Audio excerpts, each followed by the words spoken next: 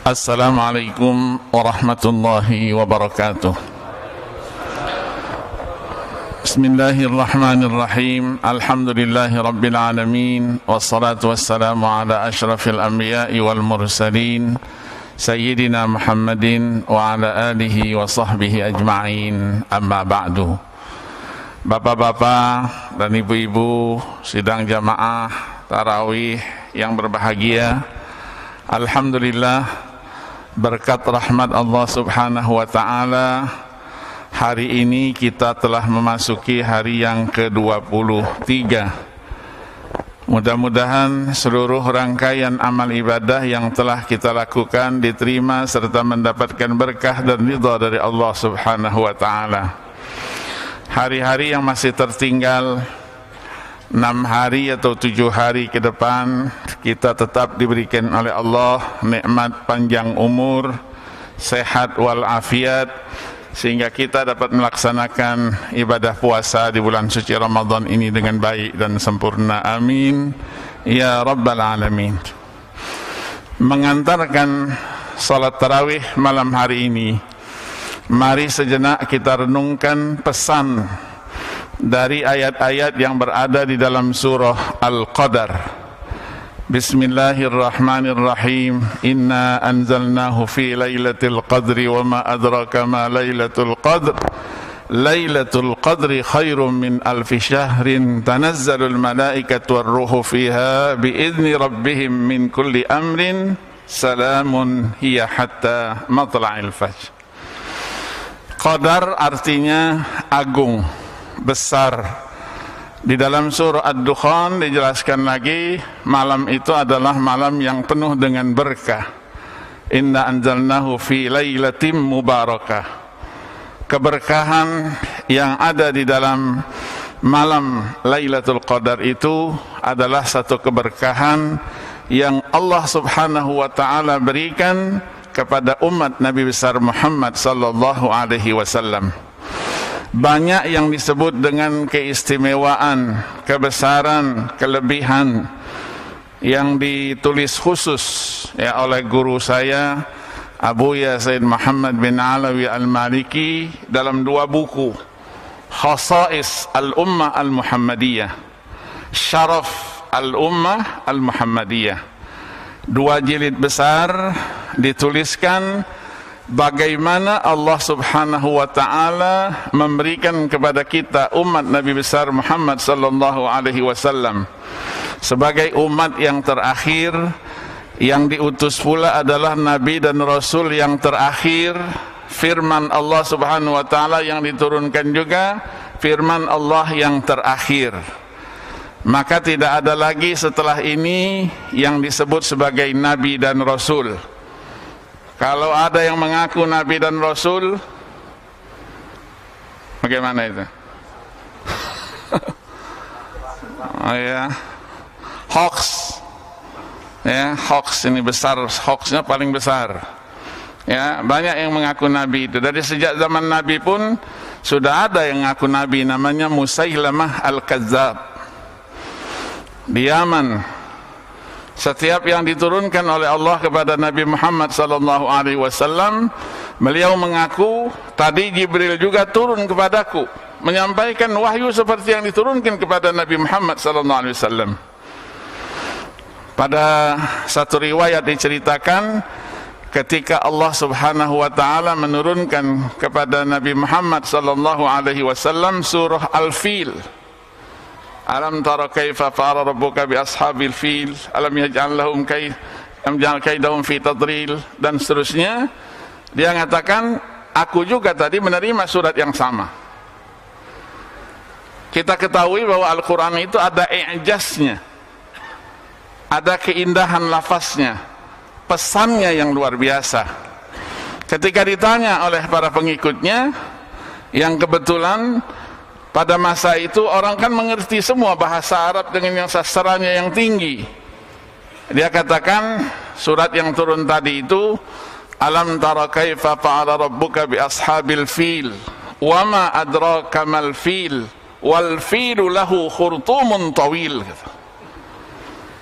Jadi ceritanya menceritakan gajah itu bagaimana. Ya, tahukah kamu gajah? Gajah itu adalah binatang yang belalainya panjang. Semua tahu. Akhirnya jadi bahan tertawaan. Nah, yang mentertawakan akhirnya mendapatkan akibatnya. Begitu juga pernah terjadi pada masa pemerintahan Harun ar-Rasyid. Harun ar-Rasyid ini seorang ulama, kebetulan menjadi raja, sehingga pada masa itu memang masa marak-maraknya orang membuat hadis palsu.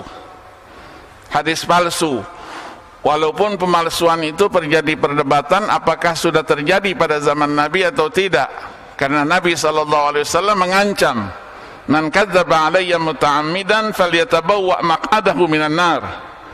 Siapa yang berdusta mengatasnamakan aku, maka nerakalah sudah disiapkan untuknya. Apakah terjadi? Imam At-Tahawi rahimahullah, seorang ulama besar yang wafat 321 Hijriah, beliau mengatakan memang ada riwayat, tapi riwayatnya tidak bisa dipertanggungjawabkan, lemah, sanadnya lemah. Kenapa? Karena kalau dinisbahkan kebohongan itu dari para sahabat, mustahil. Tidak mungkin sahabat berbohong. Terus siapa yang berbohong? Itulah musuh-musuhnya Allah, yang pada waktu itu mereka hidup bersama orang-orang Yahudi, orang-orang Nasrani, sehingga membuatlah kepalsuan seperti itu. Diriwayatkan ada seseorang yang mempunyai anak laki-laki. Dia menginginkan seorang putri, anak putri yang dimiliki oleh seorang yang kaya, orang yang mempunyai kedudukan. Kalau dia datang sendiri untuk meminang, dipastikan pasti pinangannya akan ditolak. Maka dia menggunakan nama Nabi Muhammad sallallahu alaihi wasallam. Aku datang, katanya diperintahkan oleh Muhammad sallallahu alaihi wasallam untuk meminang anakmu supaya aku bisa persunting menjadi istriku. Orang ini karena orang yang punya kedudukan, tak bodoh, dia langsung diserahkan saja anaknya mendengar ada Nabi Muhammad. Oke lah, katanya, nanti saya tanyakan dulu betul tak itu. Begitu ingin diinformasi ulang kepada Nabi Muhammad, dia terus pergi. Keesokan harinya didatangi Nabi Muhammad SAW. Ya Rasulullah, benarkah engkau kemarin mengutus seseorang untuk meminang anakku? Kata Rasulullah, tidak pernah aku lakukan itu. Marah Rasulullah. Cari dia, kata Rasulullah. Cari dia, hukum dia. Itu riwayat yang kita temukan. Karena dulu ketika Rasulullah ingin mencarikan jodoh, Zaid bin Harithah, anak angkat beliau, yang kebetulan ya keturunan kulit hitam, tidak ganteng lah kalau sekarang, ingin dijodohkan kepada Zainab binti Jahsh.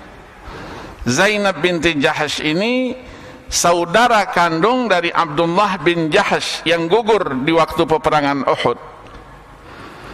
Rasulullah utus seseorang, tolong pinangkan, mintakan kepada Abdullah bin Jahsh. Datanglah seseorang meminang itu. Begitu disampaikan kepada Zainab binti Jahsh, kata Zainab, maaf ajalah, katanya, tidak mau saya, masih ada yang lain. Orang itu pulang. Begitu pulang disampaikan kepada Rasulullah, ya Rasulullah, aku sudah sampaikan, tapi ternyata Zainab tidak mau menerima pinangan itu. Rasulullah katakan, engkau pergi untuk kedua kalinya, kembali engkau sampaikan pinangan itu, sampaikan bahwa yang meminang itu aku, untuk anakku angkatku, yang itulah yang namanya Zaid bin Harithah. Pergilah orang ini menemui Abdullah bin Jahsh. Kemudian Abdullah bin Jahsh menerima bahwa yang meminang itu memang Nabi untuk anak angkatnya. Disampaikan kepada Sayyidah Zainab binti Jahsh bahwa yang minta itu Rasulullah, bukan orang lain, bukan apa gitu. Akhirnya menerima. Turunlah ayat, wa ma kana lil mu'minin wala mu'minatin idza qadallahu wa rasuluhu amran ay yakuna lahumul khiyaratu min amrihim. Jadi tidak layak, tidak pantas ya bagi seorang mukmin atau mukminah yang apabila sudah ada ketetapan Allah dan Rasulnya masih ada pilihan lain, pemikiran yang lain, pandangan yang lain. Nah, dari sinilah mungkin ya mengambil pelajaran seperti itu, dikiranya menjual Nabi Muhammad SAW itu diterima oleh orang tersebut. Ini satu riwayat. Riwayat yang kedua, inilah yang dibenarkan oleh para ulama, bahwa Nabi ketika menyampaikan man kadzdzaba alayya muta'ammidan falyatabawwa maq'adahu minan nar, itu adalah prediksi ke depan. Nabi memiliki sesuatu yang tidak dimiliki oleh yang lain. Maka diceritakan bahwa pemalsuan itu terjadi ketika terjadinya yang disebut dengan al-fitnatul kubra. Fitnatul kubra itu adalah terbunuhnya Utsman bin Affan radhiyallahu an. Utsman bin Affan radhiyallahu an sebagai khalifah yang ketiga dituduh oleh kelompok-kelompok yang tidak senang sama beliau sudah melakukan KKN. KKN-nya mendudukkan para gubernur itu dari keluarganya semua. Padahal tuduhan ini tidak benar. Nah, dari Mesir ada Amr bin al-As, mengirimlah beberapa orang untuk menyampaikan protes itu. Ada 17 orang yang datang untuk menyampaikan protes. Begitu disampaikan protes, sudah selesai, mendatang yang namanya Muawiyah bin Abi Sufyan. Karena yang berambisi menjadi Amirul Mukminin khalifah itu adalah Muawiyah bin Abi Sufyan. Sudah kami sampaikan, wahai Muawiyah, terus apa kesimpulan kalian? Khalifah ini sudah zalim dia. Nah, kata Muawiyah bin Abi Sufyan, kalau orang yang zalim itu hukumannya apa? Ya dibunuh. Nah, kenapa kalian tidak lakukan? Akhirnya kembali rombongan ini mendatangi Utsman bin Affan dan membunuh beliau. Itulah yang disebut dengan al-fitnatul kubra, fitnah yang besar dan agung. Nah, terjadilah kekosongan. Siapa yang akan mencalonkan sebagai khalifah? Muawiyah bin Abi Sufyan keliling dia ke masjid-masjid. Dia katakan, sudahlah, kita tidak perlu memikirkan, meributkan, apalagi membuat satu yang tidak ini.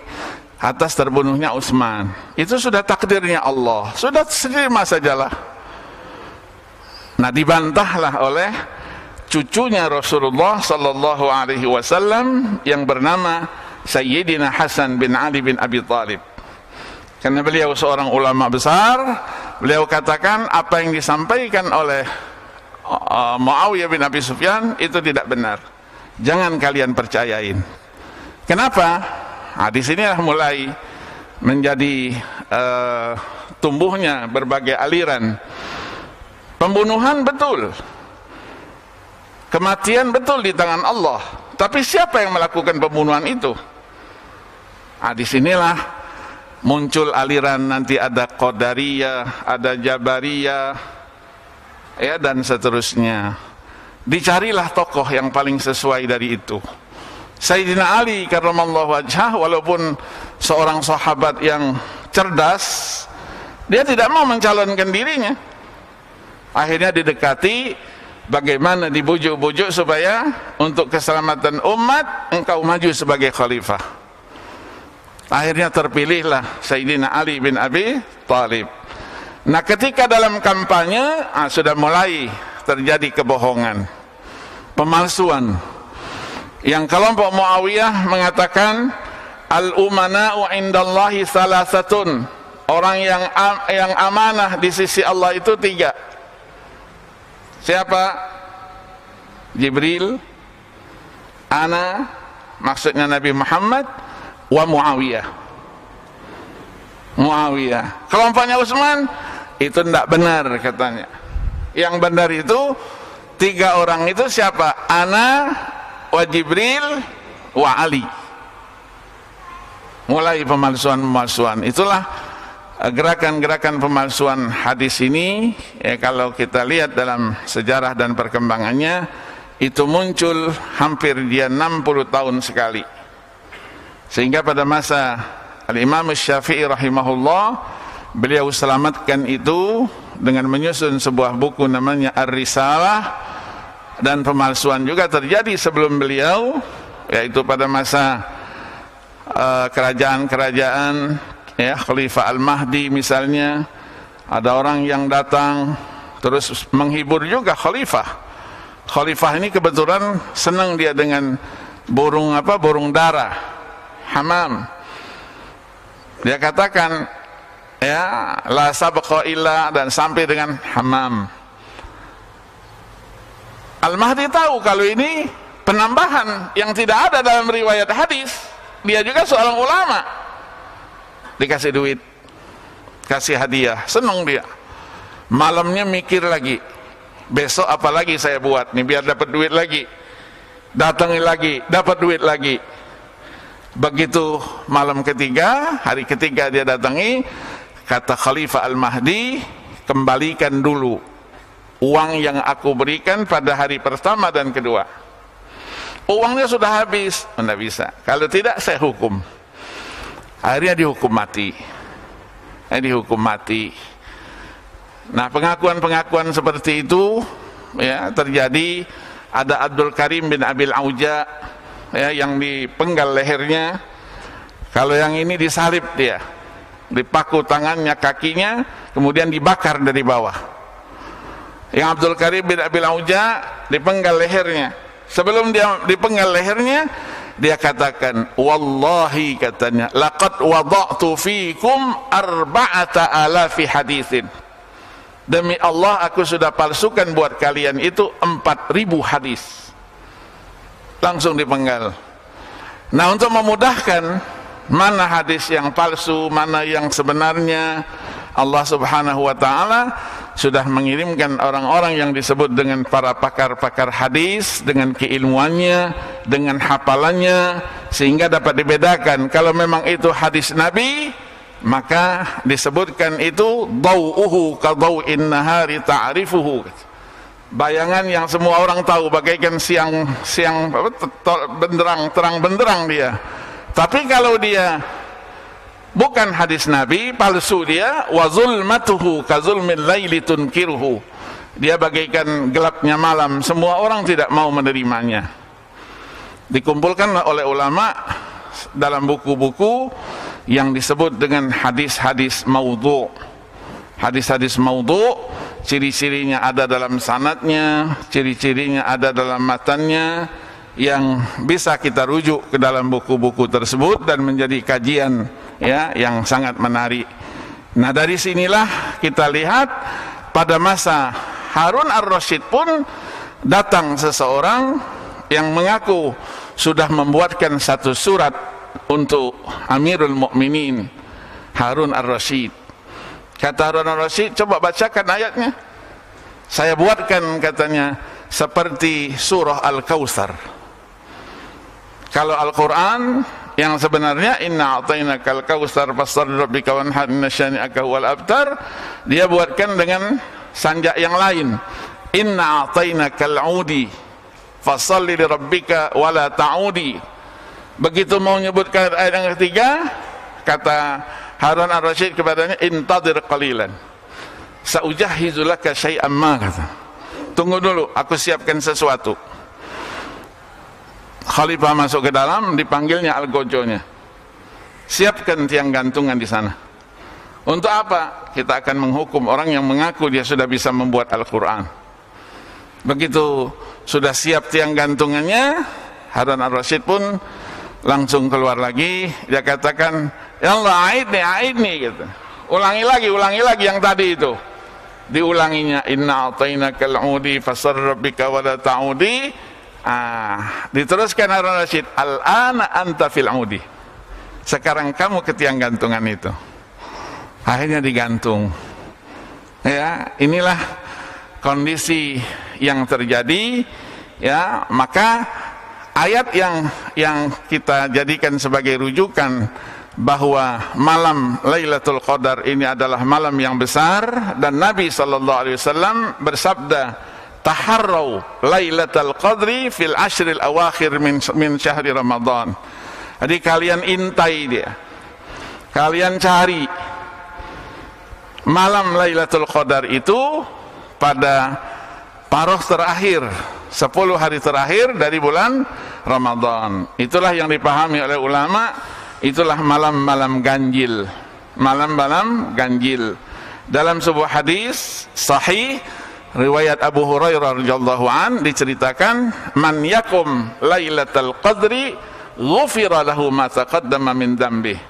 Siapa yang mendapatkan malam Lailatul Qadar, maka Allah akan ampunkan dosanya yang lalu. Apa hikmah dari malam ini? Malam ini diceritakan Lailatul Qadri khairum min alfi syahr. Lebih baik daripada 1000 bulan. Kalau kita hitung 1000 bulan itu adalah sekitar 83 tahun lebih seseorang beribadah. Inilah imbalan. Karena umat Nabi Muhammad umurnya pendek-pendek. Ketika Nabi katakan a'maru ummati ma baina sittina aw sab'in, umur umatku antara 60-70, yang di sana berdiri. Fa kaifa bihaula'i tsamanin ya Rasulullah?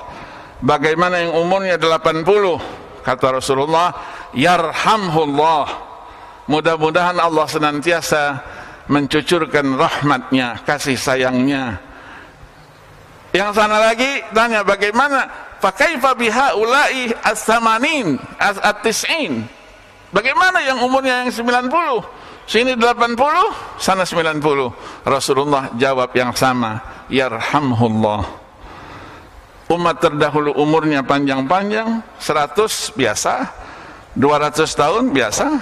Umat Nabi Allah Daud 400 tahun, Nabi Allah Nuh 950 tahun. Ya, kita umur 100 tahun saja, masya Allah. Ya, jarang kita temukan orang-orang yang umurnya panjang-panjang sekarang. 30 tahun, inna lillahi wa inna ilaihi raji'un. Apalagi COVID ya, berapa umurnya? Baru 21 tahun, kan 3. Maka Allah berikan gantinya. Kita tidak umur yang panjang, tapi Allah berikan umur itu keberkahan dengan meraih apa? Lailatul Qadar itu. Maka dijelaskan tadi, tanazzalul malaikat war ruhu fiha biizni rabbihim min kulli am. Malam itu malaikat turun semuanya. Ya, di malam-malam Ramadan biasa juga malaikat-malaikat rahmat turun. Ayo yang mau berbuat baik cepat, jangan ditunda. Yang satu lagi, yang mau berbuat jahat jangan dilakukan, tahan itu. Maka setiap malam Allah turunkan rahmatnya, Allah turunkan ampunannya. Nah, kita bagaimana caranya mendapatkan itu? Itulah yang dilakukan dengan istilah tahajud bersama. Di malam nanti ada tahajud ya, ada tahajud. Ya, mana yang bisa kita lakukan? Ya, berapa rakaat silahkan. Ya, karena memang malam-malam Ramadan ini malam-malam yang tidak tidur seharusnya. Seharusnya tidak tidur kita. Siang nanti habis subuh baru tidur sebentar. Ya, itulah yang ada dan kita saksikan di Timur Tengah itu, di Mekah, di Madinah. Ya, anak kecil pun tidak bisa tidur. Anak kecil, dia sama-sama kita sampai subuh. Dimatikan lampunya, ditakut-takutin ada ini, melek juga dia. Ya, ini pengalaman saya. Saya punya anak 4 orang di Mekah Al-Mukarramah lahirnya. Salah satunya ada sama saya. Nggak bisa tidur. Nggak bisa tidur. Lingkungannya begitu. Ya, maka dilakukanlah tahajud bersama. Ya, untuk bisa dilakukan seperti sholat tarawih ini yang 6 rakaat. Ya, hanya bedanya mungkin kita ayat-ayatnya tidak bisa panjang-panjang seperti mereka. Mereka sudah siapkan 3 orang imam, 1 kali salam itu 1 juz. Jadi 3 orang imam, 1 malam itu 3 juz. Nanti malam 29 ketika yang tarawih khatam, ya kemungkinan besar itu puasa itu kan 29, jarang 30. Maka malam 29 itu juga salat tahajudnya dengan Al-Qur'annya juga dikhatamkan. Mudah-mudahan kita dapat mendapatkan apa yang dijanjikan oleh Allah Subhanahu wa taala. Kenapa? Karena yang kita cari itu adalah ridhonya Allah Subhanahu wa taala. Ridhonya Allah itu mahal dari semuanya. Kalau kita sudah mendapatkan ridhonya Allah, berarti kita jauh dari kemurkaan Allah Subhanahu wa taala. Maka kita 10 hari terakhir ini dianjurkan untuk memperbanyak membaca doa yang disampaikan oleh imam kita tadi. Allahumma inna nas'aluka ridhaka wal jannata wa na'udzubika min sakhatika wan nar. Allahumma innaka afuwun tuhibbul afwa fa'fu anna. Jadi pemaafan di situ adalah penghapusan dari dosa dan kesalahan, sehingga orang nanti begitu keluar dari bulan suci Ramadan, dia sudah bersih daripada dosa dan kesalahan. Mudah-mudahan Allah panjangkan umur kita, Allah berikan kepada kita nikmat sehat walafiat, sehingga kita 10 hari terakhir, tinggal seminggu lagi ini, kita dapat manfaatkan dengan sebaik-baiknya, dengan peningkatan ibadah seperti yang dicontohkan oleh junjungan Nabi besar Muhammad sallallahu alaihi wasallam. Terima kasih, mohon maaf. Wassalamualaikum warahmatullahi wabarakatuh.